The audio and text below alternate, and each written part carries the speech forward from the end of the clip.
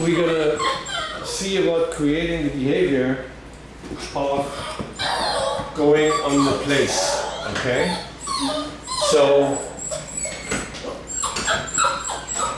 when you put her down, and I put this thing down, I want you to click and feed for any orientation to it, alright? And what I want to do is I want to put this out right before you let her down, because once it appears, so to speak, we have a good chance of her being interested. Versus you walking in here, it's already here. Could do that, but I have good experience with just putting it down and her being interested because it appeared. And you click and feed, and preferably feed into the direction.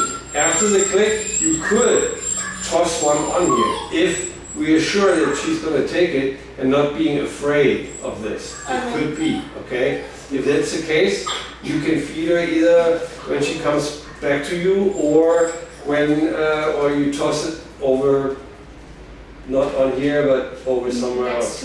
Yeah, because the reason is that the click identifies the moment of the behavior that's going to be rewarded, right?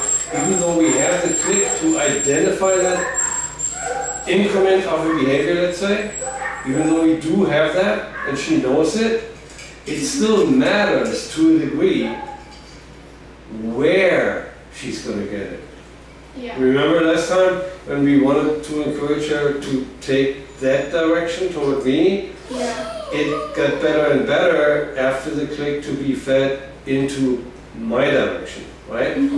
Everything clear? Any questions? So whenever she gets close to this or onto this is when you... Any orientation, that means maybe she looks at it, maybe she sniffs it, maybe she... So all the way, all those little increments, all the way to where she would put 1 foot on, or she would put her nose on, or she would put 2 feet on.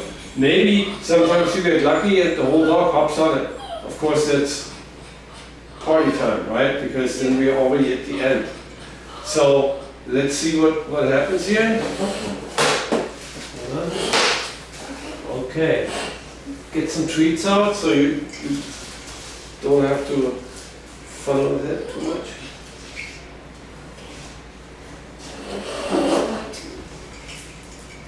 You already missed it, she looked at it. I'm just pointing it out, right? Don't you see, watch her head for number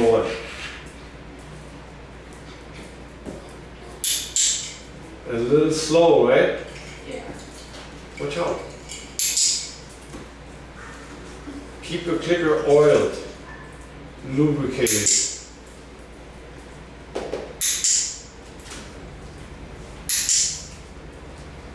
Watch when you click. I think you clicked right now, the last one, for her getting off of it. So click very consciously.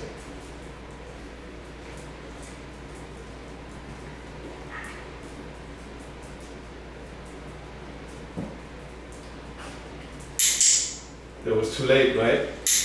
I want you to kind of realize and learn when that happens.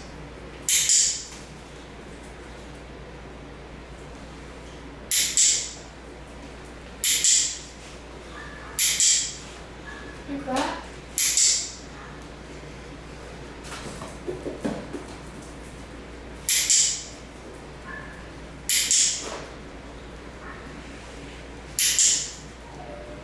You clicked for her when she got off, right? It's the same with making way to me. We know that after eating she backs up, right? So we learn. There you go.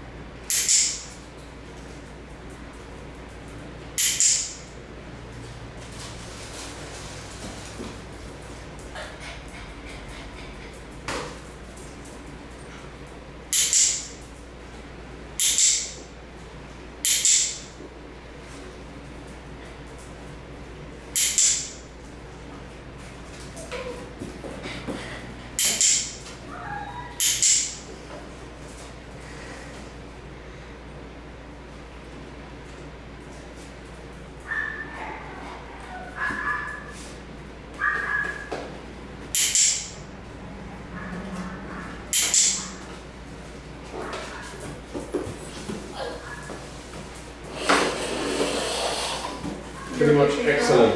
And it's not the very first time I did that with your grandmother in the second session, and then they lost their drive for it. I don't know, I think that your grandma did not see a practical application for it.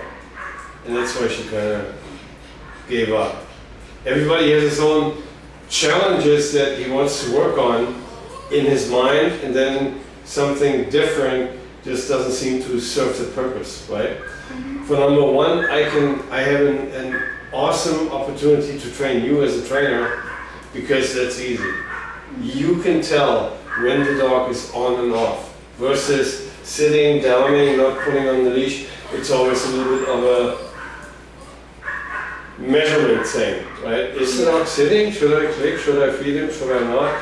And you see that it teaches you excellent timing.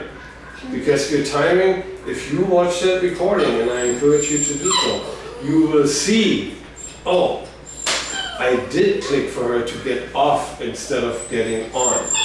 I did miss the opportunity to click because she had her nose on there. So one hint I want to give you is that we should make sure that we ask for more and more and more toward the end behavior, where the dog is 4 feet on it, right? Yeah. But if you see, it's not like hop, off, hop, off, hop, off. It's like, oh, now she's sniffing it. She's not picking up where she left off, where she got the last click, right? Then we want to stay, or it's nothing wrong with clicking again for just looking at it, putting nose on, whatever, because it'll still tell her, hey, that's the right direction. Okay, so once we secure that over and over with the nose, even though she has been all the way on it, it will come back to where she is getting confident enough, and we can say at some point, no, nose is not enough anymore, we gotta move forward, and we know that you can actually do it. So I want to make sure I kind of ask you to do that before I click. Okay. Are you ready? I put it down.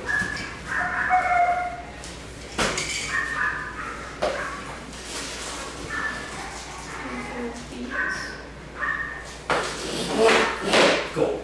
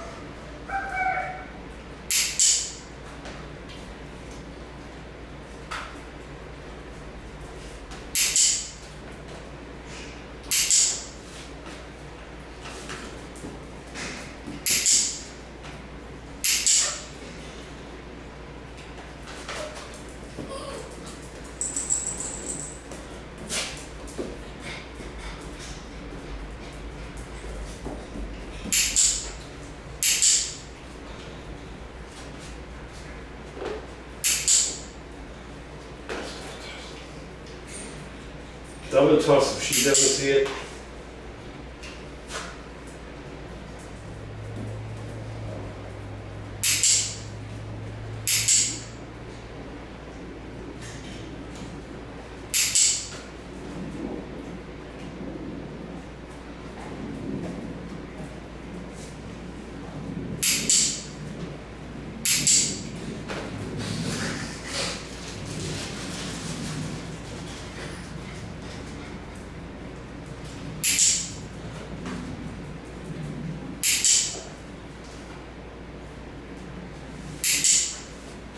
When you click for all 4 feet on it, I want you to take your hand and drop a few when she's on it with 4 feet, Okay. and you click. Now, yeah, that's what I want. Great. All right.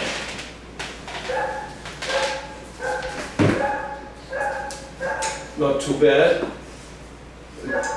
Could be even better, but it's, I say it one more time.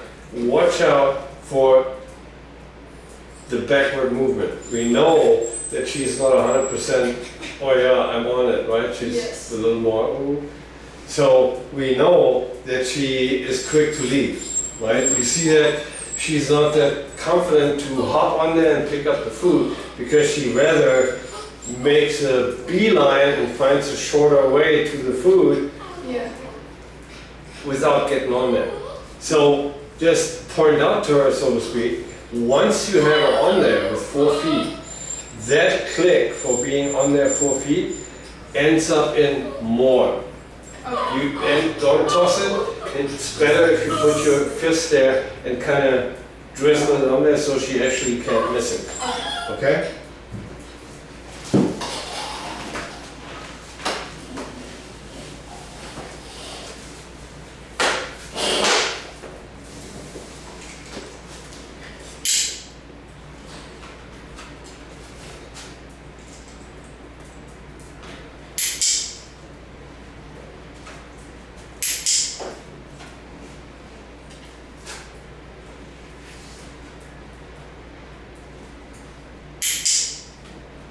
Good decision.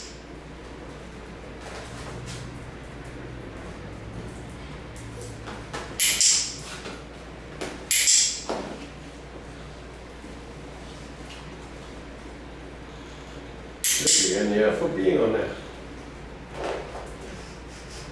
It's coming. Oh, it's the button stuck.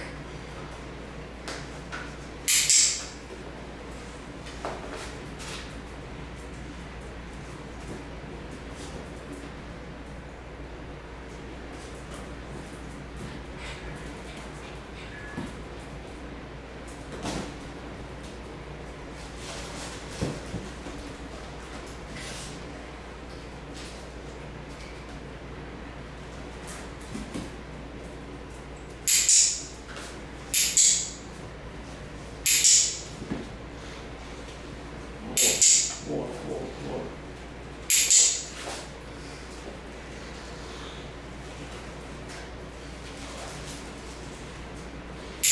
I would have taken that she made a forward motion onto the board, right? Okay. I would have clicked that. Because that's before she's on there all the way, Mm-hmm. right? That little, instead of turning around and taking all feet off, Yeah. she actually went forward a couple of steps without her rear end being on there, Uh-huh. but that would be the next step, right? Yeah. Okay, try again.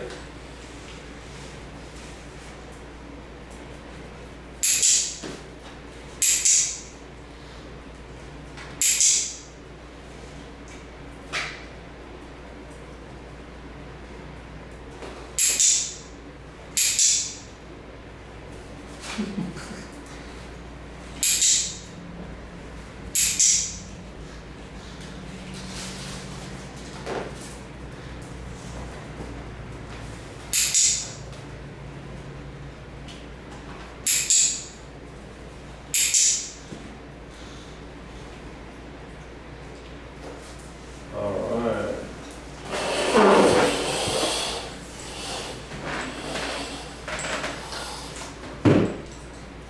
You feel good about the progression? Yeah. I do. So, last go around, let's see if she will decide. We're just going to check this out. If she decides to maybe hop on there all the way. Okay. If not, we're gonna continue doing what we've been doing, okay, and kind of step by step get her back on there. You see, I don't know if you do, but I do see that it goes quicker and quicker and quicker until she's finally on there, right? Yeah. In the beginning, we didn't have all 4 feet on there. Now we have 4 feet on there. It just takes us a couple of, yeah, that's the right direction, and now yes, you're on there.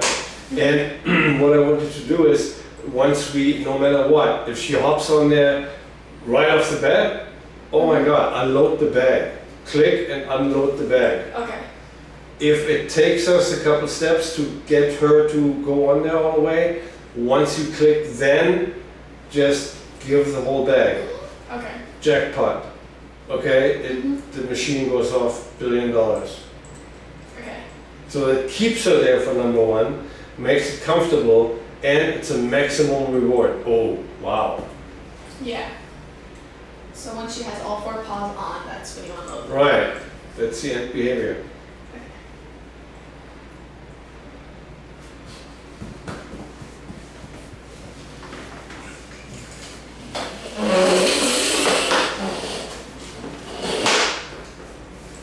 Okay.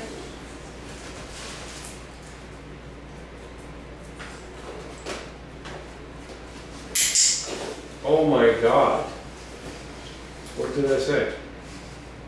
See, it's far enough in her head that she tried and nothing happened, and then she could have said, oh no, I guess it's not it, right? And break it up. But no, we've been doing good enough to make her think and try what was actually rewarded the last time, a couple of times actually, with more than just one piece, right? Okay, yippee yay! You missed it.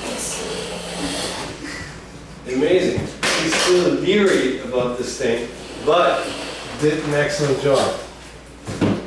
I give you one more tip before you go home. What you can do? You can do this with whatever you have. Like if you have a bed, or you take a towel, perhaps fold it up a little bit so it's a little bit different in elevation from the floor, and do that. Or you can take whatever you can find. You can. She's scared of cars. Like getting into the seat. Oh, okay. Well, that's for example, what we do is I use this because it's big and it's an obvious difference in elevation, right? It's 4 inches high. So there is a difference very clearly between being on there or being off. Versus if you have just a piece of carpet, it's kind of tricky in the beginning because it's just flat to the ground, and you now know why we can't train it just without it in a certain spot, right? Because there's no difference. How would the dog find out where to be? So what we do is we train our way down to a little bed, for example, or they have those flat, I'm not talking about a real bed, they have like a pad. And it's for small dogs, they have a fairly small pad. It's only like maybe 4 squares big on the floor here. And the good thing about it is that you can take it anywhere. Once the dog has learned that this is where to be on, you can go to a ball game and have the dog be on there and watch the ball game. The same thing, the car. You put it in the back seat or in the back of the SUV or whatever, and the dog knows to get on there, right? You have a higher incentive for the dog to actually hop in the car and say, yeah, I know that thing. And while you're driving, it's possible to train him easily to be tied to that place and not hopping around, right? So that's what I would do. I would start out with something that's more elevated than a regular towel or mat, and then what we do is the transition is mainly made by having the elevation object, the elevated object, and put the flat object that you want to use later on at the end on top of it. And then you take the topper off and only use the topper, and you're flat to the ground, but the dog has a pretty good idea of, oh, yeah, I know, so I go on there. I'm comfortable with that. Right? Yeah. Any questions? No. All right. That was nice.